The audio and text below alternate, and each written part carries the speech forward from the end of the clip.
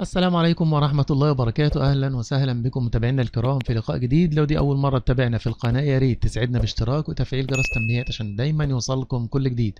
موعد توقيت والقناة الناقلة لمباراة نادي الهلال السوداني ونادي ماشوجة التنزاني في إطار استعدادات نادي الهلال السوداني لخوض الاستحقاقات القادمة. لكن قبل الدخول في التفاصيل اتركوا لنا توقعاتكم لنتيجة هذا اللقاء في التعليقات. يخوض فريق الكرة الأول بنادي الهلال السوداني مباراة ودية تحت قيادة مدربه الجديد الروماني ريجي كامب، وذلك مساء اليوم الأربعاء 27 من أغسطس 2025 حينما يواجه فريق ماشوجة التنزاني. تنطلق صفر بداية اللقاء في تمام 4:30 مساء، ويخوض الهلال معسكرا إعداديا هذه الأيام في مدينة دار السلام عاصمة تنزانيا تأهبا للموسم الجديد من الدوري السوداني وخوض منافسات بطولة شرق ووسط افريقيا للأندية سيكافا بداية شهر سبتمبر المقبل. وكان نادي الهلال السوداني قد تعاقد مع عدد من العناصر المحلية والأجنبية في خطوة منه لتعزيز كشف الفريق قبل بداية استحقاقات المنتظرة في الموسم الجديد. أما عن النقل المباشر لهذا اللقاء فلم تعلن أي قناة عربية حتى الآن عن نقل اللقاء، وسنتابع مع حضراتكم تفاصيل المباراة بعد نهايتها بمشيئة الله. كل الأمنيات تطلب التوفيق لنادي الهلال في هذا اللقاء، وبنتمنى لحضراتكم متابعة ممتعة. دمتم في رعاية الله وأمنه، والسلام عليكم ورحمة الله وبركاته.